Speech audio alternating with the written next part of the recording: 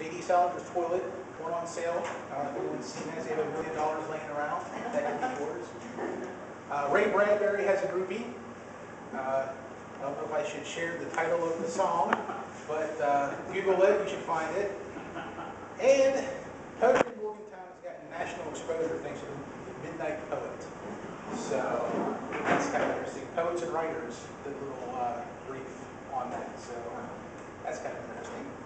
Well, tonight we have a good friend of mine who was very excited to get here for us whenever I took over for Morgantown Poets. His name is M Stephen Lukac, henceforth known as Steve. He's a father of 3. He's a professional bookseller and still aspiring writer. Steve's been reading since he was 3, writing since he was 7, and selling other people's books since he was 28.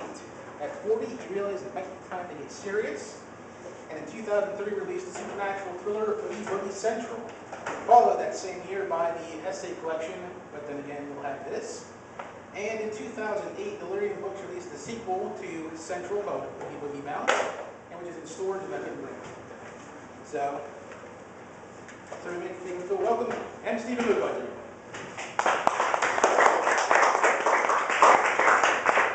Thank you, Scott, and thank all of you for having me here today. In a nod to the new technology, I'm going to try something a little different. Rather than try to print a bunch of stuff out, I figured it's all here on the laptop anyway, so I just brought the laptop. We'll see if it is conducive to reading. As Scott said, I've been a bookseller for 20 years, first with Borders, now with Barnes & Noble. So after I'm done reading, if anybody ever has any questions, I can give you a little bit of insight into how to get your work a little more exposure. What I'm going to read for you this evening, by request, is a couple of essays from the second book that Scott held up, But Then Again You'll Have This. Back in '95, when I first got a computer, I thought, okay, now I'm going to write. Okay, I have the tool, the excuses are gone, and I'm going to write. And a year after that, I said, you know what, I've got a computer, and now I'm going to write. So what I did was, back, if y'all remember, I'm dating myself, they had a site called GeoCities. Anybody remember GeoCities? Okay. And you could put up on GeoCities whatever you wanted to put up. And I just started writing some essays, just some rants, and I called them vents. And the site was called Steve's Vent. Well, it went from, when GeoCities went the way of the dinosaur, it went on to Blogger. And after the first novel came out, I actually had a small publisher contact me interested in collecting these. And I thought, okay, cool. So they are immortalized forever. But Then Again You'll Have This. There is new material available. It's been a while since I vented. But you can always go to OOGIEBOOGIECENTRAL.com and follow the links to Steve's Vent. And if you enjoy what you hear here tonight, you can always read some new stuff there. So, without further ado, and I lost my place. There we go. Alright, this one is entitled Soapbox. It's a long one today, folks, so get your snacks and pee before you start reading. One of the first things I did after receiving the contract for OOGIE BOOGIE Central was to check out the Horror Writers Association website. After all, it was official. I had a novel accepted for publication, the contract was signed, and I could now accurately refer to myself as an author. To me, it was a fairly simple proposition. Before, I wrote. Now, I was a writer. Turns out it wasn't so simple after all. As I read the membership criteria at the HWA, I realized that although I was now a published author, I did not qualify for active membership in the Horror Writers Association.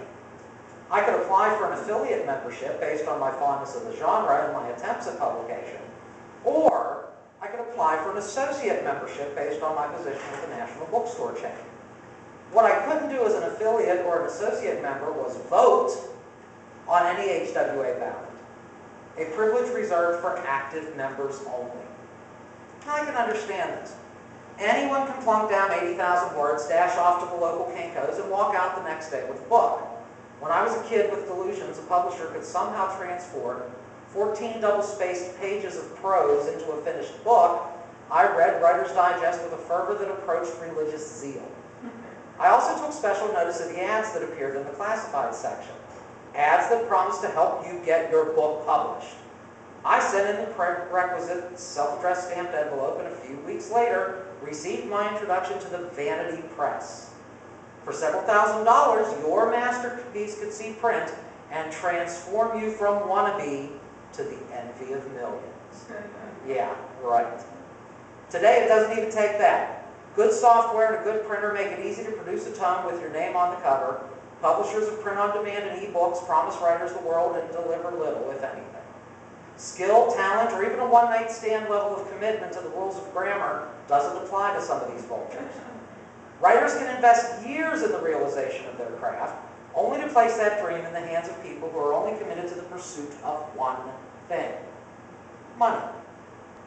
Despite all the warnings to the contrary, writers continue to pay to have their work published and are disappointed by the results. Shortcuts to the established routes beckon, and the hopefuls line up to toss their shekels down the well of despair. Now, given the emphasis placed on retaining an agent to market your work, the road from creation to publication has lengthened, and the opportunities for the unscrupulous to bilk writers have doubled. It can make a shortcut look pretty good. I suppose I'm fortunate for my insider knowledge of the business.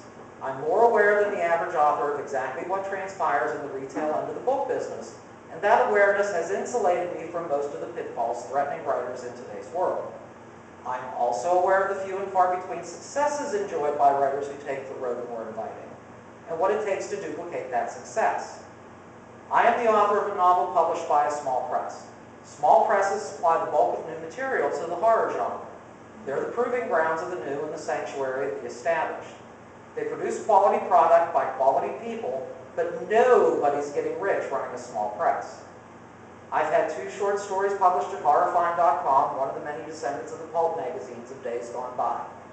E-magazines, e-magazines may not have the glitter of a print magazine, and they surely don't pay, but they're doing what they're designed to do: getting your name out there getting your name and work out there for perusal by the masses. After taking a circuitous route that makes Jeffrey's sojourn in the Sunday Funnies look direct by comparison, we arrive at the point of this event, and the difference between memberships in the HWA. Having a book published doesn't qualify you for active membership. This prevents those with access to a Kinko's, those with really good printers, and those with the money to pay for publication from clogging the active membership rolls. Having stories printed in a non-paying e-zine doesn't qualify you for active membership, nor should it. A professional organization should be an organization for professionals, meaning those who are paid for what they do. I don't know about the contracts offered by other small presses, but my publisher offered me a contract I thought on the whole was fair and equitable, and in places was generous beyond belief. I won't get into specifics, but I've described it to friends as the Bruce Willis Pulp Fiction type of deal. Actors take minimum payments up front to get a film made, and if it's successful, take their remaining dollars out of the back end. I don't have a problem with this kind of arrangement. My efforts to sell and promote OOGIE BOOGIE Central will make a direct impact on its success or failure, and really that's the way it should be. Remember, I wrote the freaking thing, but my responsibility doesn't end once I type the words "the end" and sign the contract. Writers compare books to children all the time, and you don't abandon your child to the care of others once it's plopped out of the womb. But my contract makes me a professional. My advance and my royalty schedule make me a professional. When I did a search for the definition of professional, this is what I found. Performed by persons receiving pay, i.e. professional football. Nowhere in this definition does it say receiving X number of dollars as payment. And this is my issue. That's it, nothing else. My status as a professional should not depend solely on the size of my advance. For an organization that represents a genre to deny full membership from those who support the genre the most makes no sense to me. The small press is one of the horror genre's biggest supporters, yet the small press cannot afford to throw huge advances at their authors and remain financially viable. So by extension, small press authors cannot satisfy the requirements of active membership until they break into the big leagues, whose players have deeper pockets. After all that, let me throw you a curve. I sent my HWA membership application in today. Why? Because it's something I wanted to do from the beginning, and I promised the current HWA president that I would. Besides, if you don't participate, you've got no right to bitch. Change is effective best from the inside, regardless of your membership status.